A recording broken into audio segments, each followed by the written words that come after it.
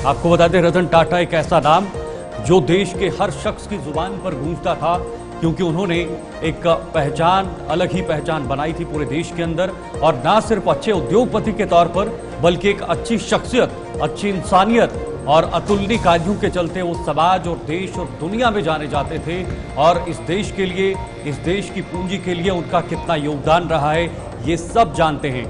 और नतीजन आज रतन टाटा इस दुनिया में नहीं है, तो पूरे देश के अंदर शोक की लहर देखने को मिल रही है। अलग अलग राज्यों में इस वक्त जो है वो राजकीय शोक मनाया जा रहा है। रतन टाटा का ये 86 साल की उम्र में निधन हुआ है। रूपाली, बिल्कुल इसी के साथ आपको बता दें कि उनका पार्थिव शरीर जो है वो नरीमन पॉइंट पहुंचा है और दोपहर 3:30 बजे तक उनके अंतिम दर्शन जो है पार्थिव शरीर के किए जाएंगे। आपको बता दें, मशहूर उद्योगपति रतन टाटा की अगर बात करते हैं तो वह बीमार चल रहे थे और 2 दिन पहले ही अस्पताल में जो है उन्हें भर्ती करवाया गया था। और उसके बाद अभी कल देर रात की अगर बात की जाए तो टाटा ग्रुप की तरफ से ये ऑफिशियल इंफॉर्मेशन सामने आई थी कि उनका निधन जो है वो हो गया है। और मात्र 86 साल की उम्र में रतन टाटा, अगर बात की जाए, एक मशहूर उद्योगपति, जाना माना नाम, टाटा ग्रुप के अध्यक्ष अगर बात की जाए, रतन टाटा का निधन हो चुका है। और आपको बता दें कि इसी में करीबन 3:30 बजे तक उनके अंतिम दर्शन जो है वो किए जाएंगे। इसी के चलते प्रधानमंत्री नरेंद्र मोदी भी वहां पर पहुंचेंगे और साथ ही साथ रक्षा मंत्री अगर राजनाथ सिंह की बात की जाए तो उन्होंने भी अपना शोक जो है वो व्यक्त किया है। तो शाम 4 बजे तक ये सामने आ रहा है कि अंतिम दर्शन किए जाएंगे। फिलहाल आपको बता दें कि सभी जानी मानी हस्तियां वहां पर पहुंच रही है और कल देर रात ही एकनाथ शिंदे वहां पर पहुंचे थे अस्पताल के बाहर और उसके बाद उनके पार्थिव शरीर को नरीमन पॉइंट जो है वो पहुंचाया गया था। फिलहाल आपको बता दें कि मशहूर उद्योगपति रतन टाटा की अगर बात करते हैं तो उनका निधन जो है वो हो गया है। बिल्कुल, गृह मंत्री अमित शाह ने इस पर क्या कुछ कहा है। प्रसिद्ध उद्योगपति और सच्चे राष्ट्रवादी श्री रतन टाटा जी के निधन से गहरा दुख हुआ है। उन्होंने निस्वार्थ भाव से राष्ट्र के विकास के लिए समर्पित कर दिया है। जब भी मैं उनसे मिला, भारत और उसके लोगों की भलाई के प्रति उनके उत्साह और प्रतिबद्धता ने मुझे आश्चर्यचकित कर दिया है।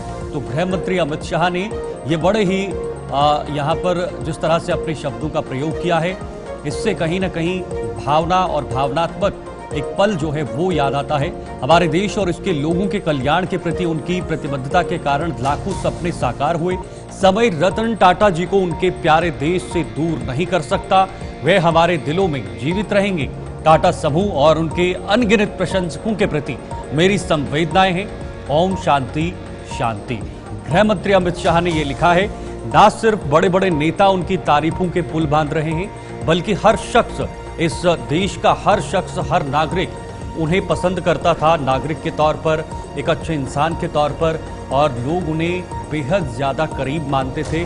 लेकिन अब जब रतन टाटा इस दुनिया में नहीं रहे, रूपाली, सोशल मीडिया पर इस वक्त झड़ी लगी है कमेंट्स की। अलग अलग जगहों पर लोग पोस्ट कर रहे हैं, अपनी संवेदनाएं भी प्रकट कर रहे हैं। बिल्कुल इसी के साथ आपको बता दें कि प्रधानमंत्री नरेंद्र मोदी ने भी अपने अकाउंट एक्स पर ट्वीट किया है, जहां पर उन्होंने दुख और शोक व्यक्त करते हुए कहा कि श्री रतन टाटा जी एक दूरदर्शी बिजनेस लीडर, दयालु आत्मा और एक असाधारण इंसान थे। उन्होंने भारत के सबसे पुराने और सबसे प्रतिष्ठित व्यापारी घरानों में से एक के स्थिर नेतृत्व प्रधान जो है वो किया है।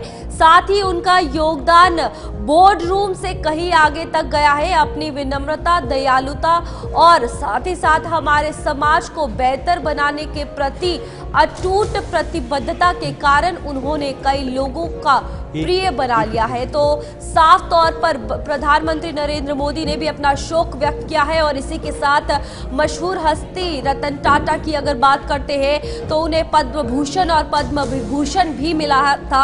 और साथ ही साथ अब ये हस्ती हमारे बीच नहीं है, जहां पर टाटा ग्रुप के चेयरमैन रतन टाटा की अगर बात करते हैं तो कल देर रात उनका निधन हो गया है। तो इसमें आपको बता दें कि रक्षा मंत्री राजनाथ सिंह, प्रधानमंत्री नरेंद्र